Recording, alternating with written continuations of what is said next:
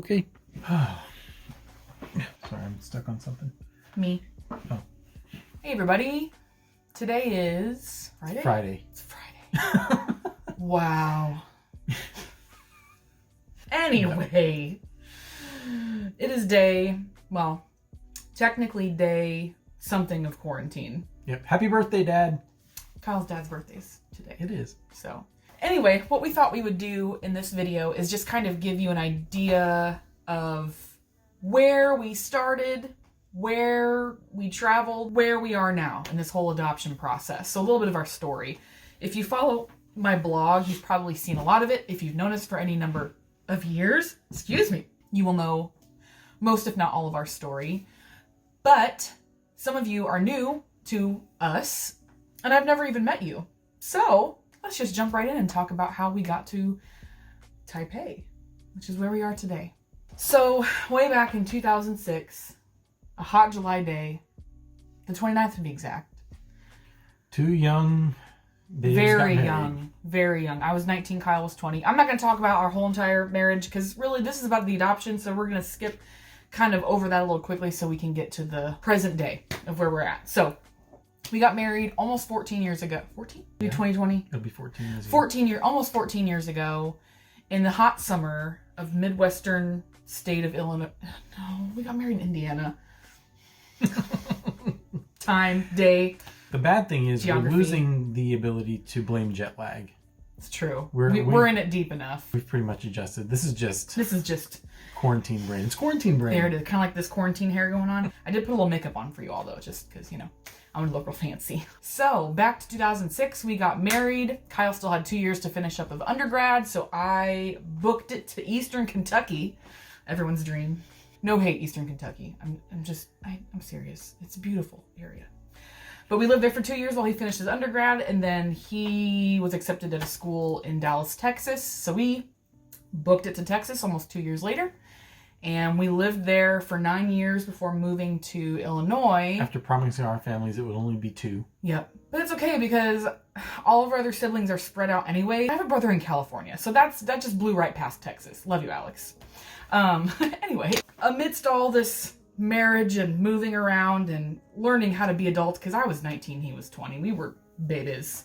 We didn't know nothing. We experienced some pretty tough times. And the first tough time we really experienced was when we were still living in Kentucky. About a year and a half after we got married, we lost a baby. And that was kind of a surprise because we weren't trying. It was really tough. We felt pretty isolated and alone. Most of the people around us were college students, so we didn't really have a community of people to turn to. I had some great friends who were there, but it was just different. It was tough. So when we moved to Texas, we decided to start kind of investigating maybe what was going on with why we were having issues trying to have a baby. Long story short, I've got a couple of illnesses that are really frustrating and cause a lot of problems. And amidst all of that, in 2014, I went back to school to finish my bachelor's degree. And in the middle of that, we lost another baby. And then 6 months later, we lost another one. It was 2014, 2015 was just a bad combo of years. Just not. A lot of other stuff happened in our family and extended family during that time that I won't get into it was rough. Thankfully, those years passed by and I finished my undergrad, started seminary, all the while Kyle was teaching and working at Dallas Christian College. It's basically where we lived. I got my undergrad at Dallas Christian College and I also worked there. So we lived at DCC. Where my DCC Crusaders at? It's a terrible name. I'm sorry. This is not the topic of this video. I know. Anyway, about halfway through seminary, got a job at a church full time in Western Illinois, which I didn't even realize existed. It's the bump out of Illinois that juts into Iowa. So we moved there. It's called Forgatonia for a reason. Yes. Back in 2017, so about 3 years ago, almost 3 whole years ago. Holy cow. We moved to Macomb, Illinois and settled down there. It's a town of about 20,000 when the students are there. There's a state college there. About 8 to 10,000 when school's not in session. So a big change of pace from Dallas. We really enjoyed setting roots down there and being part of our amazing church family, whom we miss dearly, who is now starting to meet again during all this coronavirus stuff. But anyway, we got settled, and about a couple months after, so it'd be like September. So we moved in July. August, in September, we found out that Kyle had cancer. So that was fun. Thankfully, it was a very curable cancer. And he's wearing a Survivor shirt. I can't even steal this shirt. I wear his clothes all the time. I just can't in my right mind wear this shirt. That's right. This one's mine. That is his. Although I do not deserve. You survived cancer too. Well, but no. That's a very different experience. No. It was a hard, fast 9 weeks of chemo. He lost all his hair, decided to keep this part off. I like the look. He did. Losing the beard was tough, though. That was tough because you were expecting that you lose your head hair first, but your beard hair went first, and it was like, oh. She laughed for 5 minutes straight. I did. Belly laughed. Because I hadn't seen his naked face since, like... when I shaved. I think there was only one time in our marriage where your face was completely naked, and it's because you shaved too close. There's always been some sort of facial hair on his face, and for several years he's had a full beard. Emotions were high, energy was low, and it was just a moment where we could just kind of... I could just kind of laugh uncontrollably.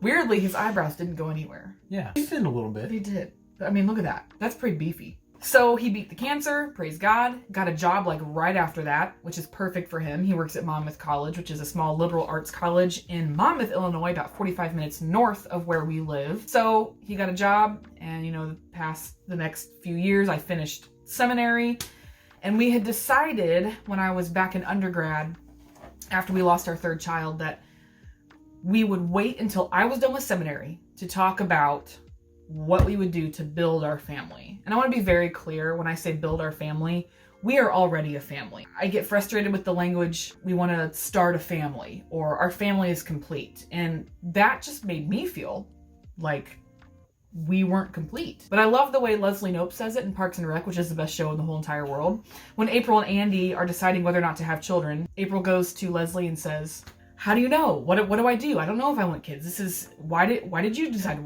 you guys wanted to have kids? And Leslie says, it's not about trying to make your life perfect. Nobody's lives are perfect. You have kids because you and Andy are a team and you want to bring in some new team members. So I really like the way she put that, because we're already a family. We're already us. But we needed to... We're pretty great as it is. Oh my gosh, yep. Yay! So we needed to decide if we were going to just not pursue building our family. If God had it out for us that we would be without children, then we were prepared to go that route and just be really awesome aunt and uncle. B, try biologically again, which was extremely traumatic all throughout the process of that anyway. Or C, pursue adoption, domestic or international. We thought a lot about it. We prayed a lot about it. I was way more like, let's make a decision than this guy was, because that's just the way we work. I'm all about just... That's for most things. Making a decision and just plowing forward. So, thankfully, we've had some awesome friends in our life who have walked many different roads to build their family, and I will say one of the greatest influences on both of us were, and still are, Jacob and Christina Carlson. Hey, guys. I remember, gosh, it was probably like a year and a half before we started the process. Jacob was visiting us one weekend, I think, and broke the news to us that he and his wife were adopting domestically. And it was a super exciting thing. They were matched with a family, and it was all happening. And it just kind of, at that point, I think I was at the point where I was pretty much fine if we didn't have any children of any kind. Like, I was kind of just, and I was having kind of an existential crisis about children and what's the point and all this kind of crazy stuff that I'm sure a lot of you understand. What's my purpose as a woman if I don't have a kid? Right. Also, why? Why have children? I can do whatever I want in my life. I can take naps still as a 33-year-old woman. Anyway, he just sort of talked to us about their process and the agency that they went with, and I think the seed of adoption was already planted in my heart. And I don't know about Kyle, I'm speaking for myself, but that started kind of watering it and fertilizing it a little bit. Just that first conversation. And so I don't really remember all of the conversations that led up to us actually stepping out, but we went to an informational meeting for an adoption agency that does both domestic and international. It was kind of a disaster because we showed up and no one was there, and we had registered for a meeting on their website that they didn't actually mean to schedule. So we drove to St. Louis from our house, which is like 3 hours, And there was nobody there. So we went the next weekend, which is when it was. Learned a lot of information, and I won't get to all those details, but it was pretty clear to us that God was opening doors to international adoption and closing doors to domestic adoption. And I want to stop right here and just drop some hard truth. We've had many comments about our adoption. Most have been encouraging, but we have had the few comments, and it's not just us who received the comments, it's our family and friends who've said this: why not adopt your child from the US? There are so many kids who need homes. And my answer to that is simply this: because our child is in Taiwan.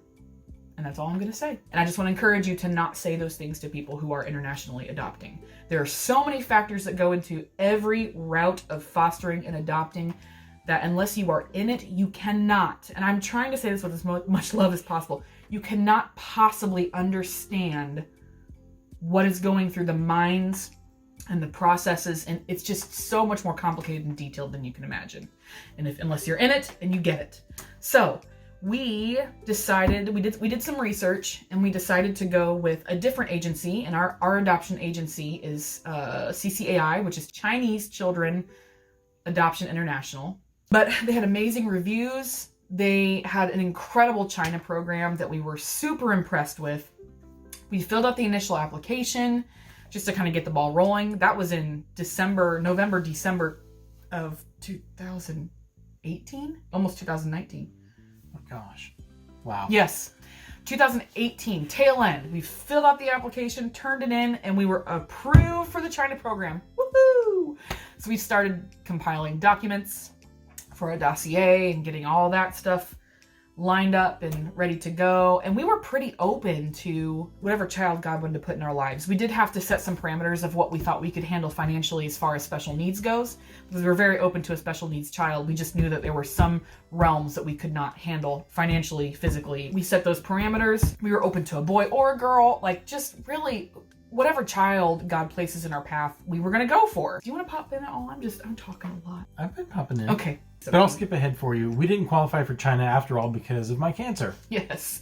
We found out Kyle, I don't remember where he was, but I heard him, he called my name or something, and I knew by the tone of his voice that something was wrong.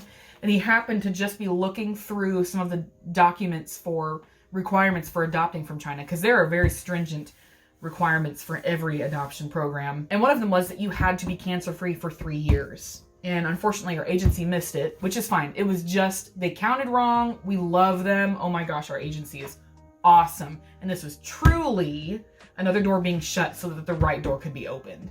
Because one of the, I won't say her name, but she called us back, said, hey, I know you don't qualify for China right now. I mean, we were heartbroken. It was like, oh my gosh, we have to wait another 2.5 years to do this. And we didn't qualify for every single international program because of all the crazy requirements for some of them. Yeah, sometimes it was my health that got in the way. Sometimes it was her health that got in the way. I take anti-anxiety medication. I have no problems telling anyone about that, but some countries will not even look at you if you take anxiety meds. So we got the call. No, you can't do China, but we have the Taiwan program. It's newer, but you guys qualify for it. And we hadn't heard about it at all. I don't know how I didn't see it on their website. Didn't know it existed. So we started digging. She sent me over a bunch of documents just about information. Oh my gosh, it was cheaper. Well, it was cheaper. After quarantine, this is changing everything. It's okay. So we looked at it. It was great. And in fact, the crazy thing about it was with China, you submit everything first, and then you're matched with a child, unless you choose a child off of their special focus list. With Taiwan, they sent me a password, and we were able to see all the profiles of the kids that were available. It was just like, it all literally happened in one day. It was like, boom, you're approved. Here's the password. Let us know if there's any kids you're interested in. So the way that works is you choose a child that you'd like to know more about. They send you all their files. You can get them checked out by a doctor, all this kind of stuff. Then you compile your dossier and all that kind of stuff. So it's kind of flipped from China. So right away we saw a little boy that we were very interested in. We got his medical information, compiled a letter, thought let's go for him. So about a month or so later, we heard that we were not matched with a little boy. The birth mother is actually still pretty much involved, and we know she chose someone else. That's fine. We actually were sad maybe for just a couple hours, and then said, there are still a ton of kids that need to be adopted. Let's just keep forging forward. And I don't know how I didn't see our girl's picture or profile before, but I didn't notice her before. And we were going through and looking, and we saw her, and her smile was just huge. She had glasses like us. We thought we could handle her needs. We got her file, we sent it away. So we were home. We went home to my home in Fort Wayne, Indiana for my cousin's wedding. And we went to Skyline Chili, which is like Kyle's favorite place in the whole entire world. And we were sitting in a booth there. And I will always remember that booth at Skyline Chili and where each of us was sitting.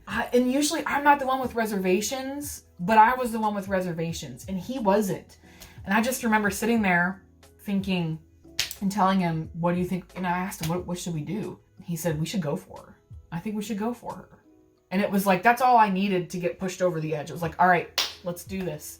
So we sent our letter in for her, waited a month or so. May 9th, we got the call that the orphanage had matched us with her. And that, I cannot even tell you.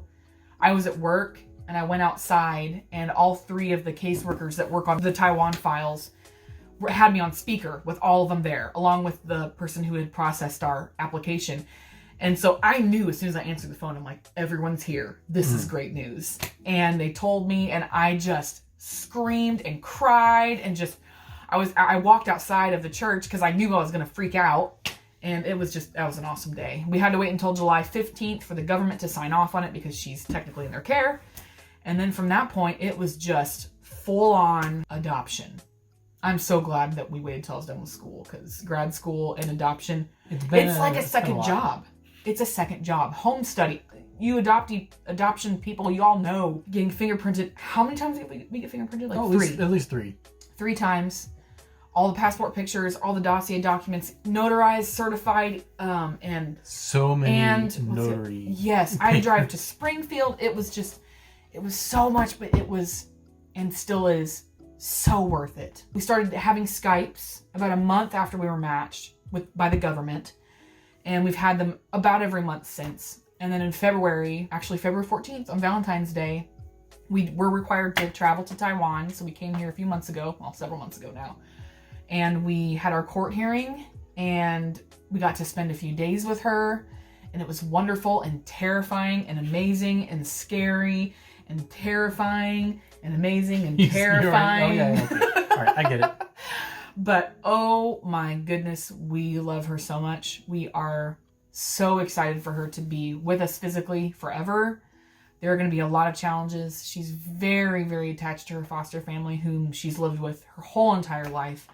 And so there's a lot of feelings that go into that. She is just the light of our lives, and we are so ready to get her. We will leave quarantine on July 6th, which is a Monday. So we'll get to check out sometime before noon.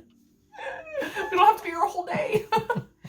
And from July 6th until that following Sunday, we will have to do our self-health management week, which is kind of like a shelter-in-place week. We can still go out. They just want us to be careful about all the people we're around. We wear masks, which we would anyway. We are going to change hotels. This hotel right now is currently strictly a quarantine hotel.